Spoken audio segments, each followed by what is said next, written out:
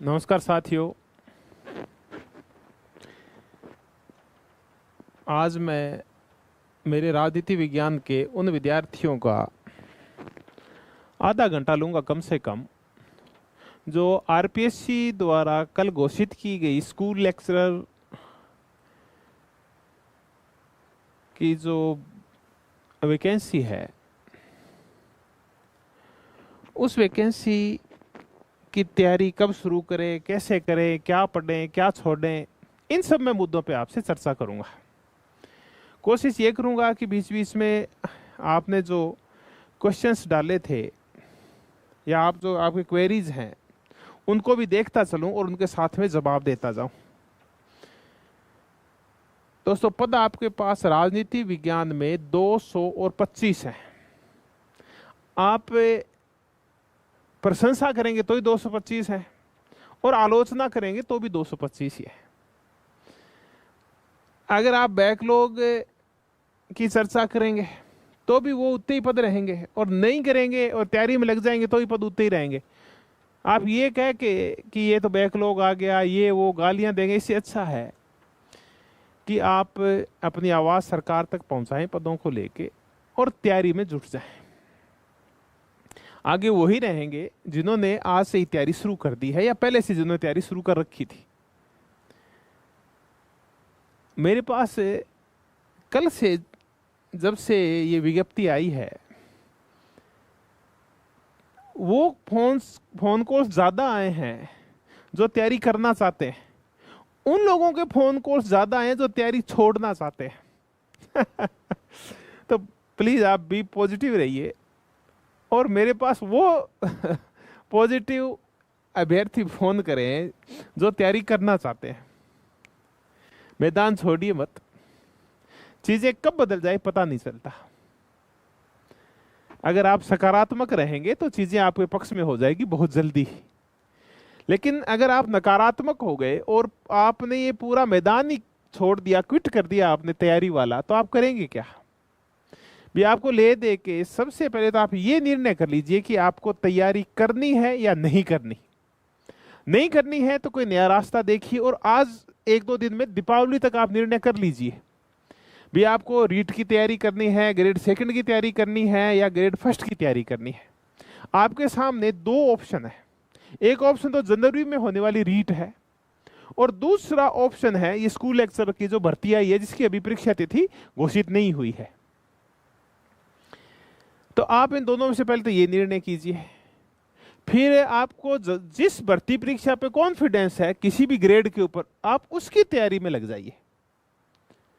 हाँ, ये है कि जो दीपावली तक ये निर्णय कर लें या जिन्होंने पहले से निर्णय कर रखा है और अडिग है अपने इरादों के ऊपर कि मुझे तो स्कूल लेक्चरर ही बनना है, उनके लिए फिर आगे आने वाला आधा घंटा है वो बड़ा महत्वपूर्ण है।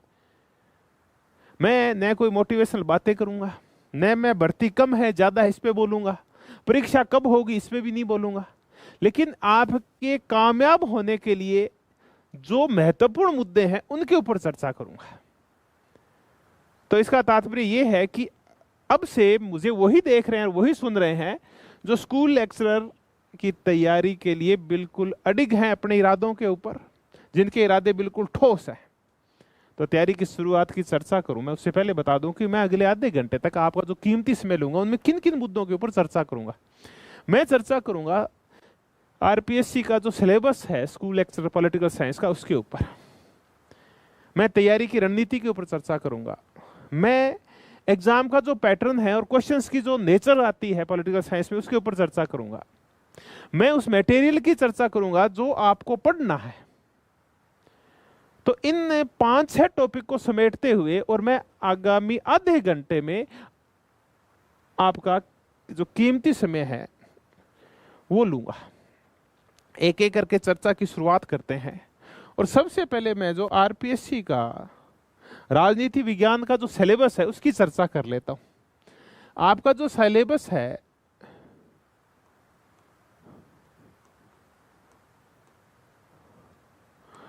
वो दोस्तों 3 भागों में बंटा हुआ है, यानी स्टैंडर्ड के अकॉर्डिंग। 12th लेवल का है, यूजी लेवल यानी ग्रेजुएशन लेवल का है, और पीजी लेवल यानी पोस्ट ग्रेजुएशन लेवल का है। और ये भी दिया हुआ है कि ये जो मैटर आएगा ये 60% आएगा, ये जो मैटर आएगा ये 30% आएगा, और ये जो मैटर आएगा वो 10% आएगा। लेकिन ये डिवाइडेशन ये दो है ना, 60, 30 और 10 वाला, और ये 12th यूजी और पीजी वाला, ये आपके काम नहीं करता। ये सिर्फ थेरेटिकली है। बी प्रैक्टिकली जब पेपर आता है तो आपका जो पेपर का पैटर्न है, एग्जाम पैटर्न और क्वेश्चन की नेचर है, वो अधिकांश पीजी लेवल की आती है। 12th के 60 क्वेश्चंस का मतलब है कि आपके 80 क्वेश्चंस एनसीईआरटी में से आने चाहिए, 11th और 12th की एनसीईआरटी में से, लेकिन वो तो नहीं आते। वहां से मुश्किल से 10-15 क्वेश्चन वो भी घुमा फिरा के आते हैं, बड़ी मुश्किल से। अधिकांश जो क्वेश्चंस आते हैं वो आपके पीजी लेवल के आते हैं। अगर 130 क्वेश्चंस अपन माने जो पॉलिटिकल साइंस में आएंगे आपके 150 में से, क्योंकि आपका पेपर सेकंड है वो 150 क्वेश्चंस का है, 150 क्वेश्चंस का है और 300 नंबर का है, उसमें से 100 क्वेश्चन आपके इस लेवल के आते हैं, पीजी लेवल के। खैर, एक तो ऐसे बंटवारा किया हुआ है। दूसरा बंटवारा, एक और बंटवारा हम कर लेते हैं, वो किस प्रकार किया है उसकी और चर्चा कर लेते हैं। एक बंटवारा है पॉलिटिकल थॉट है, आपके पॉलिटिकल थ्योरी है, कंपैरेटिव पॉलिटिक्स है, तुलनात्मक राजनीति जिसको आप बोलते हैं।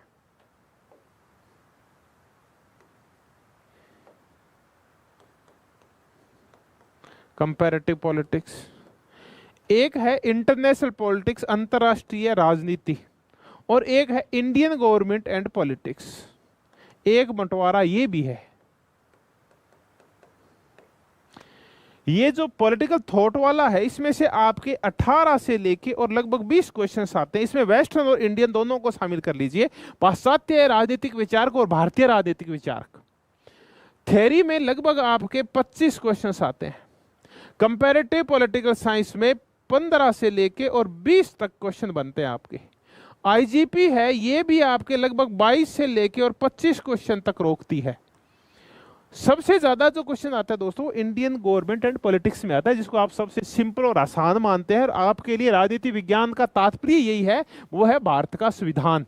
बिल्कुल ये मानते हैं कि इसमें जो क्वेश्चंस आते हैं वो लगभग 45 क्रॉस कर जाते हैं, नहीं 45 के एवरेज से क्वेश्चंस आते हैं। ये इस प्रकार का बंटवारा है। हाँ, इस बंटवारे में कई बार ये 35 तक पहुंच जाता है।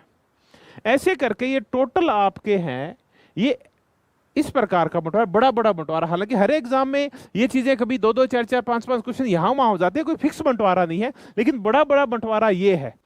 इसका मतलब आपके सबसे ज्यादा क्वेश्चन आते हैं IGP, Indian government and politics में से, और 2 नंबर पे है पॉलिटिकल थ्योरी, 3 नंबर पे है इंटरनेशनल पॉलिटिक्स, 4 नंबर पे है पॉलिटिकल थॉट, और सबसे कम क्वेश्चन आते हैं कंपैरेटिव में, लेकिन सबसे अच्छा यही है, सबसे ज्यादा स्कोरिंग भी यही है। तो एक मैंने कहा इस प्रकार का बंटवारा है आपके।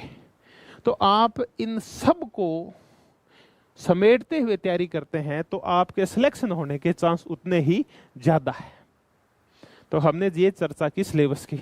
अब आया क्या सिलेबस में चेंजेस आते हैं क्या? देखिए, कोई 100% कोई ऐसा नहीं है कि चेंजेस आती हैं। कई बार आरपीएससी चेंज कर देती है, कई बार आरपीएससी सिलेबस में चेंज नहीं करती। अगर चेंज होता भी है तो आपका ये मानिए कि 10 से 1% और बहुत हद मार के 15% है वो सिलेबस चेंज होता है, कोई मेजर चेंजेस नहीं आते। कई बार तो होता ही नहीं है, होता है 10-15% चेंजेस आते हैं। तो हमने शुरुआती चर्चा की वो सिलेबस की। अगली जो बात करेंगे हम वो एग्जाम पैटर्न और क्वेश्चंस की नेचर के ऊपर करेंगे कि पॉलिटिकल साइंस का जो एग्जाम होता है उसकी नेचर क्या है, उसका पैटर्न क्या है।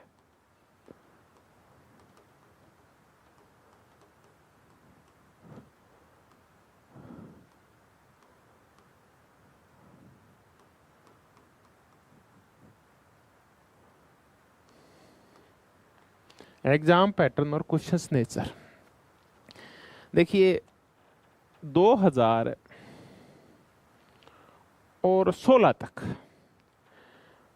और विशेष करके 2016 का पेपर, उसने ये बताया कि राजनीति विज्ञान में इंडियन कॉन्स्टिट्यूशन, भारत का संविधान। लेकिन उसके बाद 2018, 20, 22, 23 एक assistant professor Sanskrit education, school lecture के एग्जाम्स, इन सब ने ये बताया है कि आपका जो एग्जाम का पैटर्न है वो बहुत ज्यादा टफ हो गया है और बिल्कुल लेटेस्ट पैटर्न हो गया है। क्वेश्चंस की नेचर बिल्कुल चेंज हो चुकी है, इसकी प्रकृति बिल्कुल चेंज हो चुकी है। अब चेंजेस आए क्या हैं? फैक्चुअल क्वेश्चन ज्यादा आने लगे हैं, जिनको हम तथ्यात्मक क्वेश्चन कहते हैं। तथ्य भी लेटेस्ट आते हैं,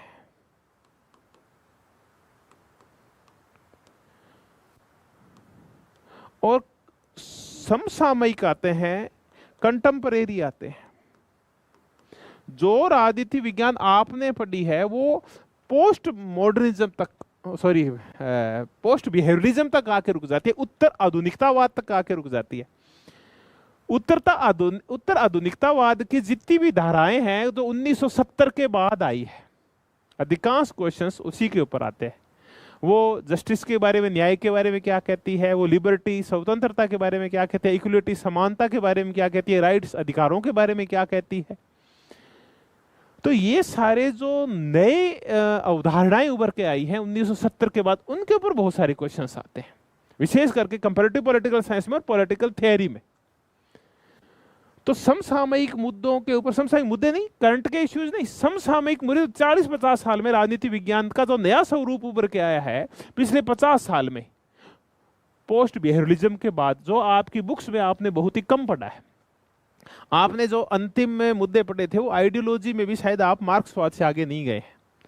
नारीवाद बहुत कम लोगों ने पढ़ा है, पोस्ट उत्तराधुनिकतावाद बहुत कम लोगों ने पढ़ा है, ये इस्लामवाद बहुत कम लोगों ने पढ़ा है।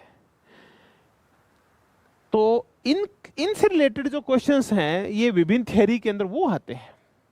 तो खैर मैं कह, तथ्यात्मक ज्यादा हो गया, लेटेस्ट है, समसामयिक है, और ये कथन कारण वाले क्वेश्चन कम हो गए। समझ आधारित क्वेश्चन है वो भी कम हो गए, क्योंकि इनके ऊपर विवाद के चांस रहते हैं। फैक्ट्स के ऊपर कोई विवाद नहीं होता, फैक्ट्स ही बड़े ही ऐसे रट्टू वाले आते हैं। तब आपको करना क्या होता है कि आपको तथ्यों को रटना होता है, बहुत सारी चीजों को समझना होता है, उनको याद भी रखना होता है बार बार करके। तो पहले तो कई बार कुछ एक पैटर्न ये था कि आप अगर समझ है विषय की तो भी सिलेक्शन हो जाएगा।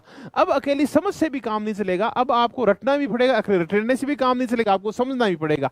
तो अब तथ्यों और अवधारणाओं दोनों के ऊपर ध्यान देना पड़ेगा, समझना भी पड़ेगा और रटना भी पड़ेगा, उसको याद भी रखना पड़ेगा, बार बार लिख लिख के याद करना पड़ेगा, तब जाके और आपका काम चलेगा। तो मैंने कहा ये चेंजेस आए हैं। इसके बाद एक नया चेंजेस ये आया है कि हर एक क्वेश्चन है वो मल्टी डायमेंशनल हो गया है, और उसके बहुत सारे एस्पेक्ट आपको देखने पड़ते हैं। सीधा ये नहीं बेचते कि जो निम्नलिखित 4 ऑप्शन हैं उनमें से कोई एक बताओ। वो ये लिखते हैं कि 1 2 3 4, एक सही है, 1 और 2 सही है, सारे सही है, 2 और 3 सही है, ऐसे करके, और उसी के आगे और पार्ट कर देते हैं ये। तो इसी हिसाब, और उसमें बहुत सारे फैक्ट्स डाल देते हैं। तो आपको बहुत विस्तृत अध्ययन करना पड़ता है हर एक टॉपिक का।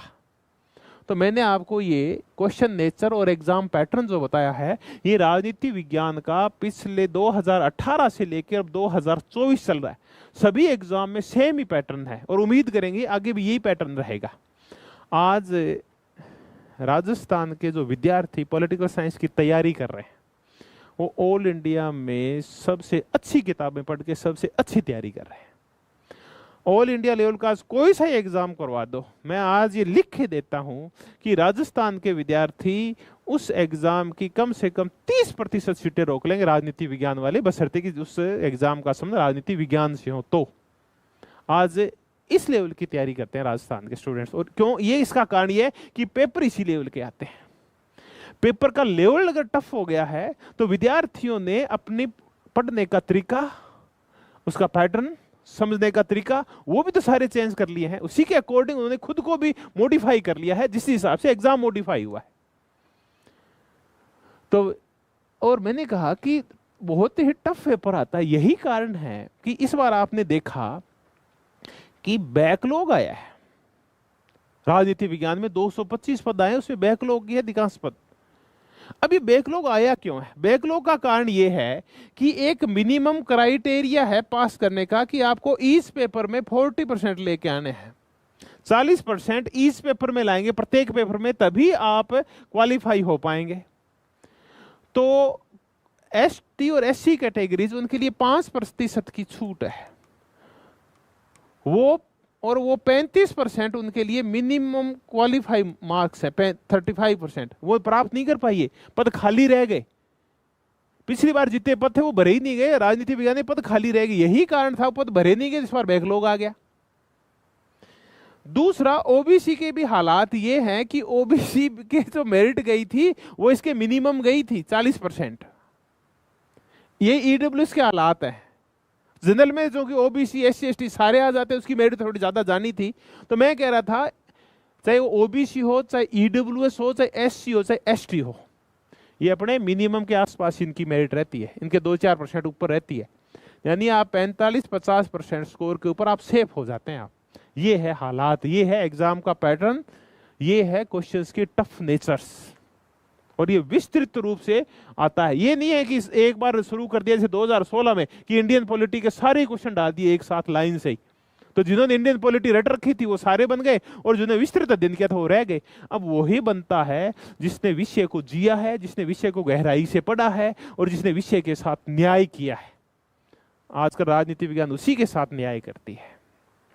तो खैर, ये इस मुद्दे पे अपनी चर्चा चली, लेकिन ऐसा कुछ टफ भी नहीं है। अगर आप लगातार सतत रूप से लगे रहते हैं तो आप हर चीज के ऊपर विजय प्राप्त कर लेते हैं। ये तो राजनीति विज्ञान का विषय है, आप इसको भी समझ सकते हैं अच्छी तरह से, और इसमें भी सफलता प्राप्त कर सकते हैं, बशर्ते कि आप थोड़े से लेटेस्ट जो चीजें हैं उनसे आप टच में रहें, आप समसामयिक मुद्दों को देखते रहें। अब मैं आता हूं कि जो बुक्स हैं और जो मटेरियल है वो क्या है। तो पुस्तकों की चर्चा करते हैं।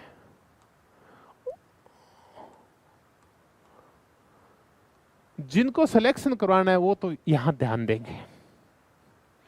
बुक्स में मैं एक एक करके बता देता हूं।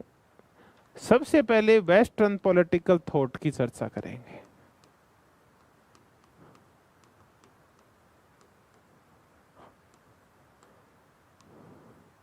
देखिए, जो पढ़ सकते हैं वो सुशीला रामास्वामी पढ़े,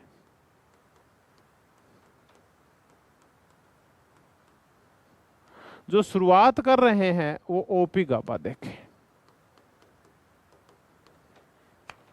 फिर चर्चा करते हैं इंडियन पॉलिटिकल थिंकर्स या थॉट, जो भी आप कहें, थिंकर्स कह लेते हैं, भारतीय राजनीतिक विचारक।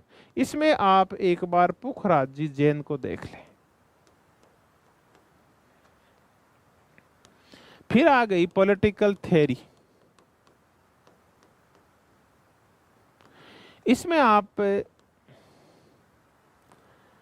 ओपी गाबा से शुरुआत कर सकते हैं।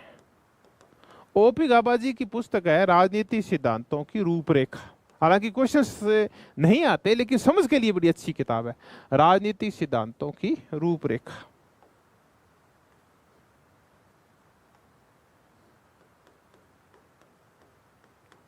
An introduction of political theories.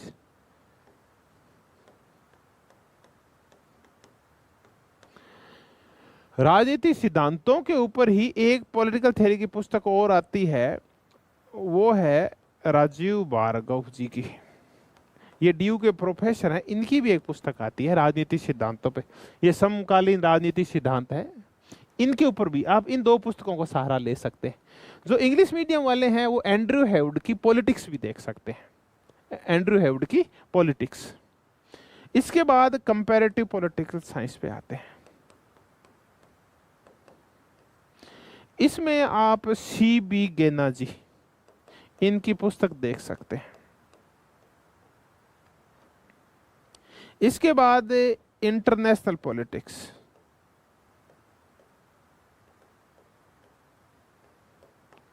International politics में पुस्तक महेंद्र कुमार देख ले आप। लेकिन इसके साथ साथ एक पुस्तक आपको और देखनी पड़ेगी, जिसमें से आजकल बहुत सारे क्वेश्चंस उठाए जाते हैं, वो है एंड्रयू हेवुड की ग्लोबल पॉलिटिक्स। उसके हिंदी वर्जन भी आपको मिल जाएंगे कहीं ना कहीं, यानी किसी ने कर रखे, डाल के रखे होंगे, हमने भी डाल रखा है। और जो मेरे टेलीग्राम चैनल उस पर कहीं आप ढूंढेंगे तो आपको मिल जाएगा, political science with doctor Beniwal के ऊपर, एंड्रयू हेवुड की ग्लोबल पॉलिटिक्स।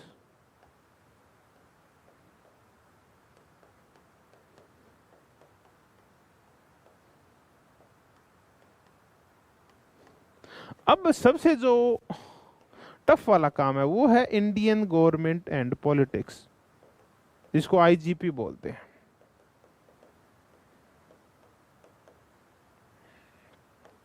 आईजीपी के ऊपर आपको एक तो भारत का संविधान है वो मूल रूप में पढ़ना पड़ेगा, भारत का संविधान।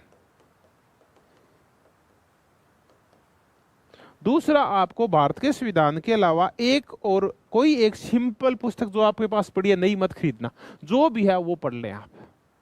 तो आप इनका सहारा ले। आप, मैं आपसे यही निवेदन कर रहा हूं कि आप इन ऑथेंटिक मूल पुस्तकों को पढ़ें। बार बार जब चर्चाएं होगी तब मैं आपको एस.एल. वर्मा की उन किताबें वो भी आपको बताऊंगा। एस.एल. वर्मा की किताबें भी ठीक हैं, आधुनिक राजनीतिक सिद्धांत एस.एल. वर्मा है, एस.पी. वर्मा है, आप ये भी पढ़ सकते हैं राजनीतिक सिद्धांतों के ऊपर, एस.एल. वर्मा और एस.पी. वर्मा।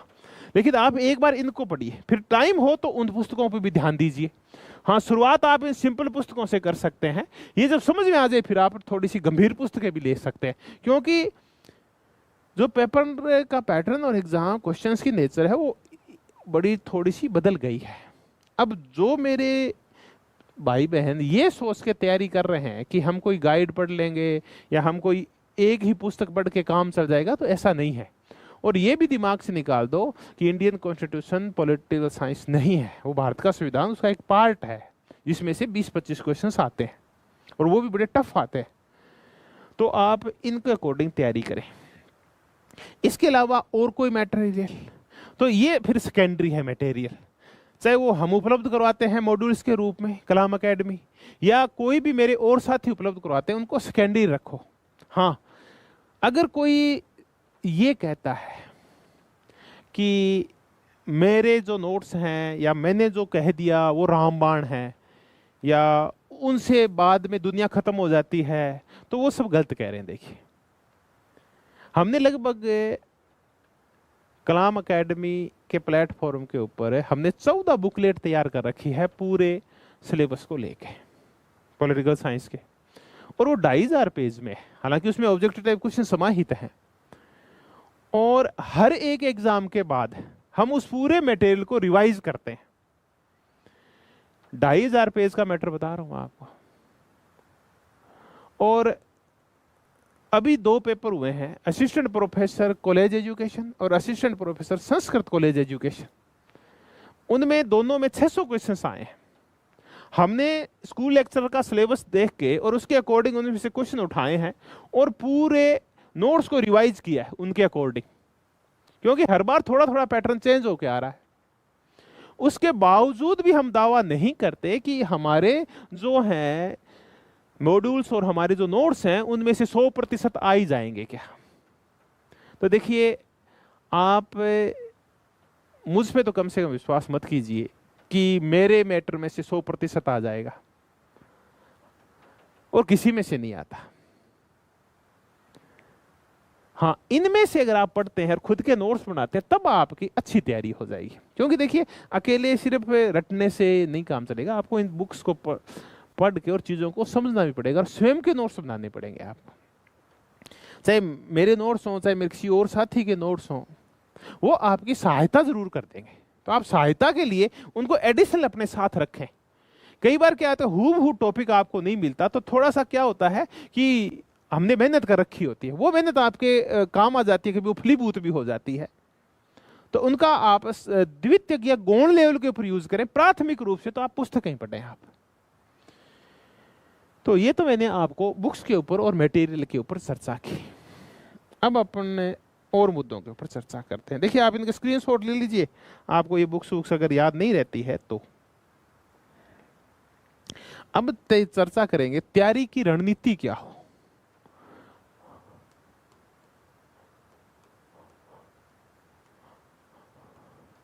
रणनीति आपके 2 पेपर हैं। मैं आप पेपर फर्स्ट की चर्चा नहीं करूंगा, एक आपका पेपर फर्स्ट और एक पेपर सेकंड।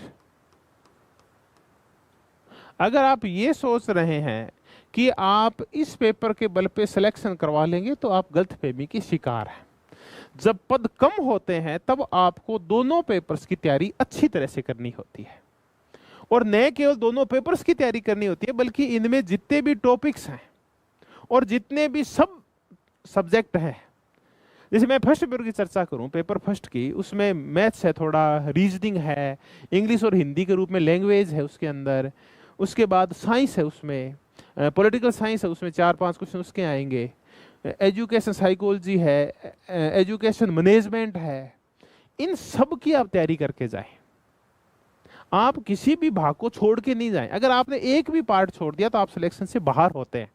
हालांकि ये मैं ये नहीं कह रहा कि आप बिल्कुल बाहर हो जाएंगे, हो सकता है कईयों की तैयारी इतनी अच्छी हो आपकी कि आप 2-4 क्वेश्चन की भरपाई कर लें, लेकिन आप 10 क्वेश्चन अगर छोड़ के चले गए, उनकी भरपाई नहीं होगी कभी, क्योंकि अब नेक टू नेक कंपटीशन होगा।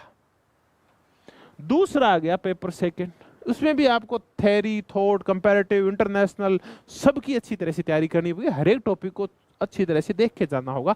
किसी भी पेपर में एक टॉपिक में से कोई सा ही क्वेश्चन आ सकता है, और ये भी नहीं है कि मैं अगर 20 टॉपिक कर लूं 50 में से, तो उनमें से हर एक में 2-2 क्वेश्चन आते मेरा हो जाएगा, नहीं, ऐसा नहीं है। आपको हर एक टॉपिक गहराई से पढ़ के जाना होगा, तब आपको पूरी गंभीर तैयारी करनी होगी। तो एक तो रणनीति में आप दोनों पेपर को बना के रखें और दोनों की बराबर तैयारी करें। भले ही पेपर फर्स्ट में 75 क्वेश्चन हैं और पेपर सेकंड में 150 क्वेश्चन हैं, डबल हैं, लेकिन फिर भी दोनों की तैयारी रखें, तभी आपका सिलेक्शन है वो होगा। दूसरा, मैंने कहा कि दोनों को बराबर टाइम देते हुए तैयारी करें आप। और एक और चीज का आप ध्यान रखें, वो है कि टाइम कितना आपकी तैयारी के लिए सफिशिएंट होगा। टाइम की ओर चर्चा कर लेते हैं। देखिए, टाइम में लगभग एक अच्छी तैयारी के लिए आपको 6 से लेके और 8 महीने चाहिए, बशर्ते कि आपने तैयारी नहीं कर रखी है। तो कर रखी है वो तो 3-4 महीने मैटर तैयार कर लेते हैं, अधिकांश ने तैयारी कर ही रखी है पहले। तो जो नए भी तैयारी कर रहे हैं उनको 6 महीने से 8 महीने तक लगेंगे दोनों पेपर को अच्छी तरह से करने में। फिर कितने घंटे पढ़े, नहीं, ये कुछ नहीं है, आपको 24 घंटे ही पढ़ना होता है। तो ये 24 घंटे वाला कंसेप्ट क्या है? देखिए, मैं कहता हूं भले आप 5-6 घंटे पढ़ें, लेकिन बाकी टाइम आपको मनन भी तो करना होता है। आप सोचें, खाएं, पिएं, जिएं राजनीति विज्ञान के साथ। आप सोएं तो राजनीति विज्ञान को साथ लेके सोएं। इसका मतलब आपके मस्तिष्क में सोते वक्त भी राजनीति विज्ञान या पेपर फर्स्ट का जो कुछ पढ़ा है वो चलता रहना चाहिए, तो आप अपने ध्येय से भटकेंगे नहीं। तो क्या आप सब कुछ त्याग बलिदान करके यहीं लग जाएंगे? नहीं, आपके पास एंजॉय का भी टाइम है।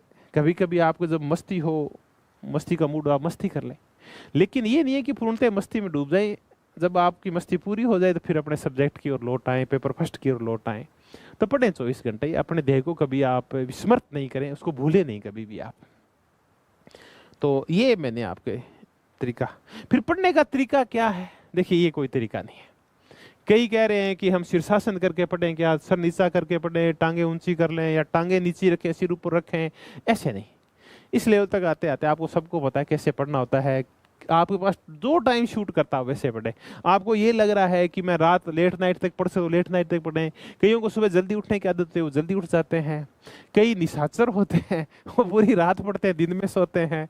ठीक है, और जैसे भी आप देखो, तैयारी जारी रखें, बस आप अपने ध्येय के ऊपर केंद्रित रहें। फिर तैयारी से क्या फर्क पड़ता है, आप रात को पढ़ते हैं, दिन को पढ़ते हैं, मुद्दा है कि आपको समझ में कब आता है, उसी टाइम पढ़ें आप। हाँ, एक चीज का आप ध्यान रखें, आप कोशिश करें कि नोट्स खुद के बनाएं, और चीजों को अंडरलाइन तो कर ही लें, उसके साथ साथ कभी कभी उनको ऐसे लिखचकोड़िया टाइप लिख के भी याद करें। यानी आप जितनी ज्ञानेंद्रियों का ज्यादा उपयोग करेंगे पढ़ते वक्त, उतना ही आपका ज्ञान स्थायी होगा और आपके एग्जाम में एक्यूरेसी उतनी ही ज्यादा आएगी। कई बार कहते हैं अंडरलाइन करके आप पढ़ तो लेते हैं, लेकिन वो याद नहीं होता। अगर आप लिखेंगे तो और अच्छी तरह से याद हो जाएगा। तो आप पढ़ें भी, अंडरलाइन भी करें, लिखें भी, और आंखें बंद करके आप मनन भी करें। सारी काम करें, मस्तिष्क का, सबका, हार्ट का, सबका यूज करें आप, आंखों का, हाथों का, कानों का, जितने भी आप यूज कर सकते हैं। तो ये टाइम को लेके।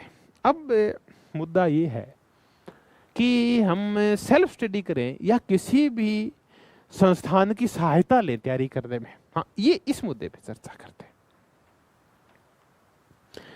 कि हम स्वयं पाठी सेल्फ स्टडी करें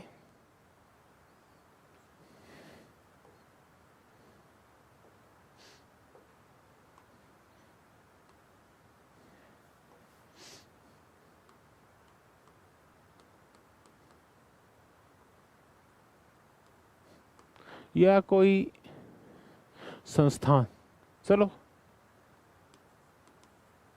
कोचिंग का सहारा लें। ऐसा ही कर देते, संस्थान को कोचिंग बोल देते। तो मेरी आपसे बड़े भाई की तरह हम्बल रिक्वेस्ट ये है कि जिनको थोड़ी बहुत भी राजनीति विज्ञान की समझ है, जो जानते हैं अरस्तु कौन था, प्लेटो कौन था, उन्होंने मूल बातें क्या कही है, न्याय किसको कहते हैं, स्वतंत्रता किसको कहते हैं, और ये आपने पढ़ा भी है, 12th में आपने पढ़ा है उसको, फिर ग्रेजुएशन की तब आपने पढ़ा, आपने उसके बाद जब आपने पीजी किया तब भी आपने राजनीति विज्ञान पढ़ा है। तो अधिकांश के आपके समझ है वो है राजनीति विज्ञान की।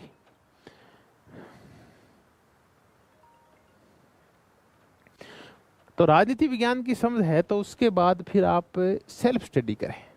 तो मेरी पहला तो ये है सेल्फ स्टडी को लेके कि आप खुद पढ़ें, और जितना आप खुद पढ़ेंगे आपकी समझ उतनी ज़्यादा विकसित होगी। अधिकांश सफल वही होते हैं जो सेल्फ स्टडी करते हैं। मैंने खुद ने सेल्फ स्टडी की है, अधिकांश ने की है। उसके बाद ये है, ये गौण है, द्वितीयक है, ये सेकेंडरी है कोचिंग। ये आप तब करें जब आपको समझ कम है, आप 1 डे वीक पढ़ के पास हुए हैं, विषय की तरफ आपने कभी ध्यान नहीं दिया है, तब तो मैं आपसे जरूर कहूंगा, या आपको बुक्स का नहीं पता है, या मटेरियल का नहीं पता है, क्वेश्चंस की नेचर का नहीं पता है, बदलते पैटर्न का नहीं पता है, खुद के ऊपर विश्वास पैदा नहीं कर पा रहे हैं, ये कॉम्पैक्ट आपको एक बोनाजा चाहिए, तब आप इसका भी सहारा ले सकते हैं, कोचिंग का भी। लेकिन ये प्राथमिक है, ये द्वितीयक है, ये पहले है, ये बाद में है। फिर कई दोस्तों का ये भी क्वेश्चन होता है कि जो कोचिंग करें कोई भी, वो ऑनलाइन करें या ऑफलाइन करें। ये अपनी अपनी सहूलियत होती है दोस्तों। जो दृढ़ निश्चयी होते हैं, अनुशासित होते हैं, उनके लिए तो ऑनलाइन सही है। लेकिन अगर आपको ये चाहे कि आपको हाँका जाए, आपको जबरदस्ती पढ़ाया जाए, आपका ध्यान केंद्रित एक ही जगह रखा जाए, तब भी फिर ऑफलाइन बेटर होती है। रिजल्ट ऑफलाइन के थोड़े बेटर आते हैं ऑनलाइन की बजाय। भी मैं एक छोटा सा उदाहरण ये देता हूँ कि आपको एक रसगुल्ला दिया गया, वो 2 तरीके से दिया गया। एक तो आप सामने बैठे आपके मुंह में दे दिया गया, एक आपको थैली में रसगुल्ला लटका के और ऐसे ऑनलाइन दिखाया गया। अब आप देख लें कि ज्यादा आनंद कौन से रसगुल्ले में आ रहा है। तो बस वही ऑनलाइन और ऑफलाइन में फर्क है। लेकिन ये सारा निर्णय करने से पहले आप ये देख लें कि आपके पास संसाधन कितने हैं, आपके पास क्षमताएं कितनी हैं, परिवार का सपोर्ट कितना है, और आपके पास टाइम कितना है। ये सारी चीजें देखते हुए फिर ये निर्णय करें, क्योंकि आप बीएड है, आप एमए है, और 100 निर्णय कर रहे हैं आप। तो इन सब चीज़ों का आप ध्यान रखें। कोशिश करें कि लोकल में ही कोई अपने दोस्त हैं, हमें बहुत सारे पढ़ाते हैं, उनसे पढ़ लें आप। बाहर जाने की तभी सोचें जब सारी चीज़ें आपकी फेवर में हो। ये नहीं हो कि आप कहीं आर्थिक रूप से इतने दबाव में आ जाएं कि पूरा ध्यान ही आपका आर्थिक मुद्दों की ओर रहे और आप तैयारी कर ही नहीं पाओ। इससे अच्छा है कि आप घर पे सेल्फ स्टडी करें आप। तो मैंने फिर कह रहा हूँ कि इसको प्राथमिकता दें आप, सेल्फ स्टडी को। तो दोस्तों, अब मैं लास्ट में यही जहाँ से मैंने बात शुरू की थी, मैं सिलेबस की चर्चा कर चुका हूँ, बुक्स की चर्चा कर चुका हूँ, एग्जाम पैटर्न की चर्चा कर चुका हूँ, रणनीति स्ट्रेटजी की चर्चा कर चुका हूँ। अब आप मन बनाइए, सोचिए 2, 3, 4 दिन अकेले रहिए कि आपको तैयारी करनी है या नहीं करनी। क्या इतनी पोस्ट पे मेरा हो जाएगा क्या? कल को पोस्टें बढ़ गई और मैंने आज तैयारी शुरू नहीं की तो कल मुझे क्या नुकसान होगा? कितने लोग मुझसे आगे चले जाएंगे? अगर पोस्ट नहीं बढ़ी और मैंने तैयारी शुरू कर दी तो मेरा क्या होगा? मेरा कितना बड़ा नुकसान हो जाएगा, मेरे मस्तिष्क में कितना सारा फालतू ज्ञान घुस जाएगा, क्योंकि पोस्ट इतनी रह गई और मैंने तैयारी भी कर ली और कल को पोस्ट नहीं बढ़ी तो क्या होगा? उस ज्ञान का करूंगा क्या मैं? ये भी दिक्कत है, क्योंकि दिमाग में संभालना भी मुश्किल हो जाता है कई बार। इतने ज्यादा ज्ञान को रखेंगे कहाँ पर?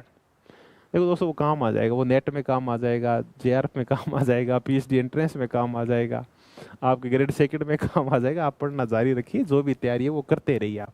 बस मन बना लीजिए, दर्दिशी हो जाइए और तैयारी शुरू कर दीजिए। ये दीपावली आपके लिए बहुत ही अच्छी है, आगे वाली दीपावली भी और ही अच्छी होगी, लेकिन ये दीपावली ज़्यादा अच्छी है क्योंकि अभी आपकी पोस्ट आई है। आपको एक आशा की किरण, आपको एक आशा का दीपक दिखाया इसने, और आप इस दीपक की लो है उसको जलाए रखें, बुझने नहीं दें। बस इन्हीं बातों के साथ आप सबको इस दीपावली की हार्दिक शुभकामनाएं, और अगले दिन के लिए आप सबको दीपावली की राम राम। तो राम रमिया भी मानता रहियो, और दीपावली वाले दिन घड़े टेंशन ना लियो, पटाखा बजाओ, शीरो खाओ, खीर खाओ, मजा करो। 2 दिन तो मजा करो, फिर टेंशन ले लियो। चलो राम राम सा।